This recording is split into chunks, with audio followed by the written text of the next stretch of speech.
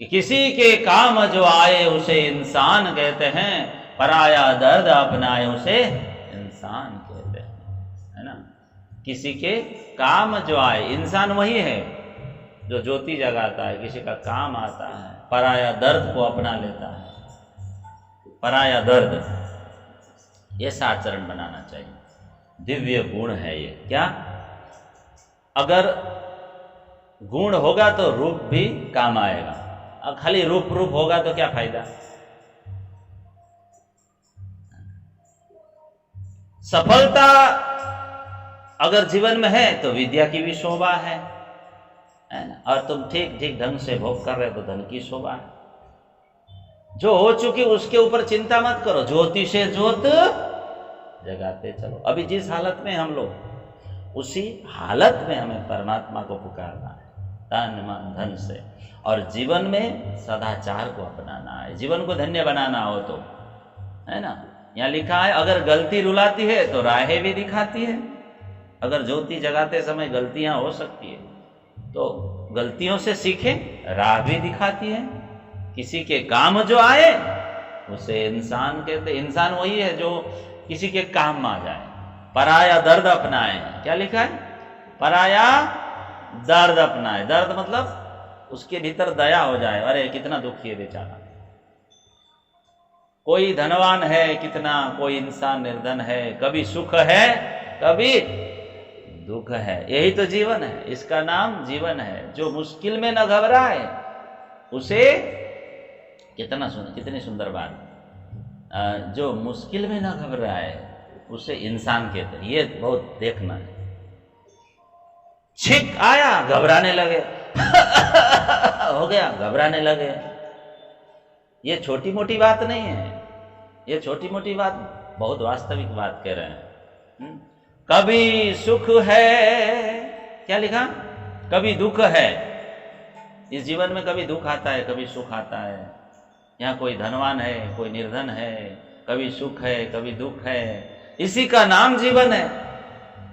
जो मुश्किल में न घबराए उसे इंसान कहते हैं, किसी के काम जो आए उसे इंसान कहते हैं। अब भीतर तो काम है, क्रोध है, ईर्षा है, ये सब दुर्गुण है, वो कैसे दूसरे का काम आए? यही तो सत्संग है, सीखना यह है, यही है। हम मीठा बोले कड़वा ना बोले, यही तो सत्संग है। किसी के काम आए, किसी की सेवा करे, ये सत्संग है। किसी की सेवा करने से क्या मिलता है? पुण्य मिलता है।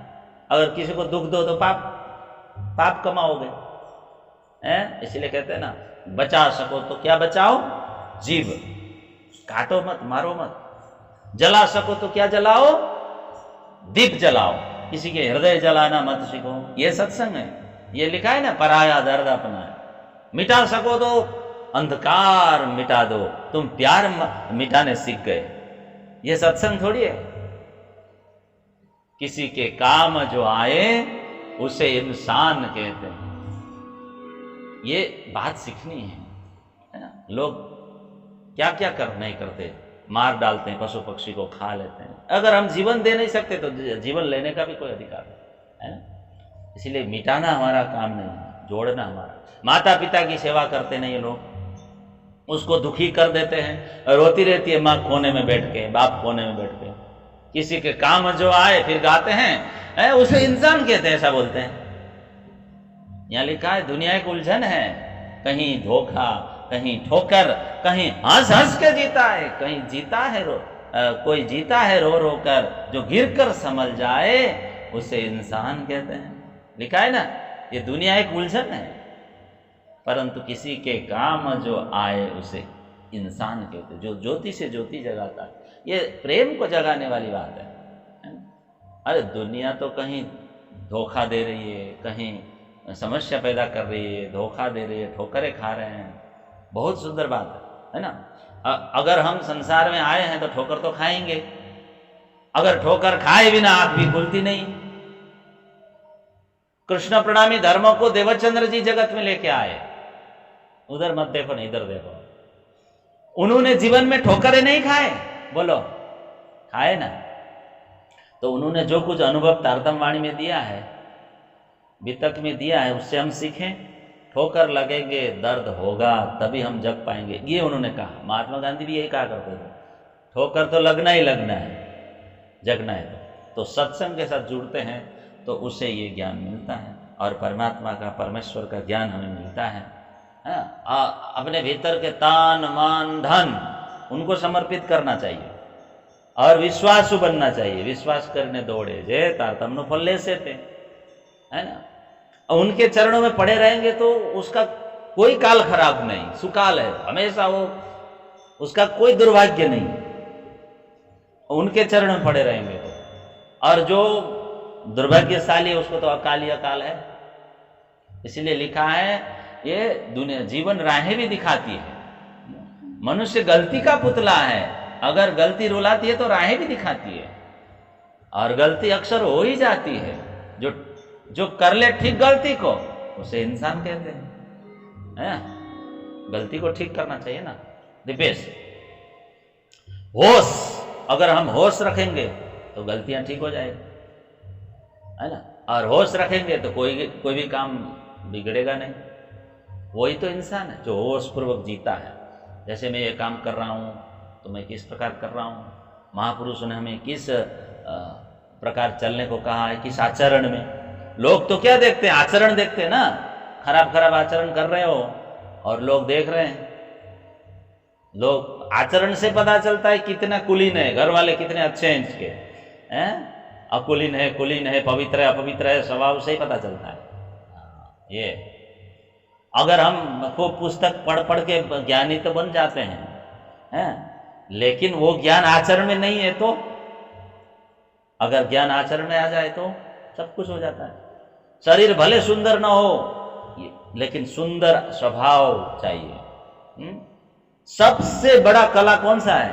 कलाओं में सबसे बड़ा सुंदर स्वभाव, सुंदर आचरण। अगर हम किसी के काम आ जाए, पराया दर्द अपनाने लगे तो हम सुंदर स्वभाव वाले, सुंदर आचरण युक्त व्यक्ति है, उसे ही इंसान कहते हैं। और जो ऐसे आचरण में जीता है वही तो किसी की सेवा कर सकता है और वो परमात्मा को भी पा सकता है। यहीं बैठे बैठे, इतने ही बैठे घर जाके दान, यहीं बैठे बैठे जग जाता है, उसको पा लेता है। लेकिन भाव चाहिए, आचरण सुंदर होना चाहिए। भाव ही विद्यते देवो। अगर देव को चाहते हो, परमात्मा चाहते हो तो भाव सुंदर रखो, आचरण सुंदर रखो, स्वभाव सुंदर रखो। आपके सामने देव खड़े हैं, है ना। इसीलिए कहा ना, ये जो कर ले ठीक गलती को उसे इंसान कहते हैं। जो सदाचारी है, जो खूब बढ़िया ढंग से जीता है, जो सत्संग सुनता है, सत्संग को जीवन में उतारता है, सत्संग सुनते समय इरिटेशन नहीं होता जिसको, है वो गलत आदत त्याग कर जीता है जीवन में, खूब दूर तक देखता है, जो सेवाभावी है, मंदिर में भी सेवा करता है, बाहर भी सेवा करता है, पराया दर्द अपनाता है, वही सत्संगी है। लेकिन हम लोग क्या करते, पढ़ते खूब है, चिंतन नहीं करते, और चिंतन के बाद फिर आचरण में उतारना होता है, वो नहीं करते। सत्संग सुनते खूब है लेकिन कुछ नहीं, जीवन में परिवर्तन। जो बुरी आदत है उससे हमें मुक्त करना है खुद को ही। जैसे यहां लिखा है ना, पर्दा पराया दर्द अपना है, वो महान है। ये आदत वो जीवन जीने की कला सिखा रहे हैं। आध्यात्मिक जीवन इस तरह जियो। अगर तुम्हारा खान पान अच्छा होगा तो तुम बढ़िया ढंग से आध्यात्मिक जीवन जी पाओगे। सेवा करो, भाव करो। महामती ने कहा ना भैरव सेठ को, पियो ना तंबाकू छोड़ दो। क्या कहा? उस तंबाकू के गर्त में भैरव सेठ फंसे हुए थे, वहां से उनको निकाल दिया, पकड़ के निकाला कि नहीं। खूब प्रयत्न करते महापुरुष तो हमें गलत आदतों से बाहर निकालने की बहुत प्रयत्न करते, निकालने के लिए बहुत चाहते हैं, लेकिन लोग ही नहीं चाहते उनका हाथ पकड़े। गांव गांव में, देश देश में महामती कितने घूमे, व्यसन मुक्त बनाए। अच्छे महापुरुष ऐसे काम करते हैं। वो चाहते हैं कि आप इसका जीर्णोद्धार भले करो ना करो, ये तो होता रहेगा, मंदिर बनाओ मत बनाओ, लेकिन अंदर जो आत्मा बैठा है ना, इसका ये मंदिर है, इसका जीर्णोद्धार अवश्य होनी चाहिए। ये मंदिर है, शरीर देह देवालय प्रोक्त, शरीर मंदिर है। क्या? शरीर मानव, ये तन मंदिर है। तो सत्संग से ये हो सकता है, ये मंदिर शुद्ध हो सकता है ना। असत्य को सत्य जो है वो उसको अपना करके उसको काबू में करे। जैसे क्रोध है तो करुणा से जीते, बुराई है तो भलाई से जीते, लोभ है तो उदार हृदय रखें, लोभ नहीं आएगा। मैं ही खाऊं, मैं ही पहनूं, ऐसा नहीं। यही तो है पराया दर्द अपनाने वाले लोग। तो हम पुरुषार्थ भी करें और सेवा भी करें, भक्ति भी करें और जीवन को महान बनाना चाहिए। इस तरह से भजन हमें यही सिखाता है ना। जोत से जोत जगाते चलो, पराया दर्द अपनाओ। ऊपर से कोई ताकत हमें नीचे नहीं गिरा सकता। ऊपर से कोई ताकत आई और हम नीचे गिर गए, ऐसा नहीं। हम पर्दा तू ही करता है, हम खुद को ही गिराते हैं। परंतु ये सब करेंगे तो हम ऊंचा उठ पाएंगे। पराया दर्द अपनाने वाले इंसान है ना, दुख अपनाने वाले, सुख दुख में सम रहने वाले, दिव्य गुणों को जो कमाते हैं, दिव्य आचरण को रखते हैं, वही महान इंसान है। क्या है? महान इंसान है। सुंदर रूप भले ना हो, तुम सुंदर आचरण बनाओ, ये महामती का कहना है। ये भजन संतों की जो है बात है। तो खूब शोभा को कमाएं।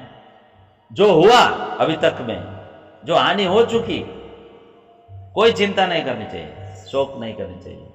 अभी जिस हालत में पहले भी कहा, उसी हालत में उनको धन्यवाद देना चाहिए कि आपने हमें अब संभलने के लिए मौका दी है। तो जीवन को धन्य बनाने के लिए सदाचार को अपनाना होगा। जीवन अवश्य धन्य होगा। सदाचार को, सेवा को, धर्म को, भक्ति को जीवन में स्थान दें और भजन करते जाएं। यही मंगल कामना के साथ आइए फिर से कल फिर मिलेंगे। प्रणाम।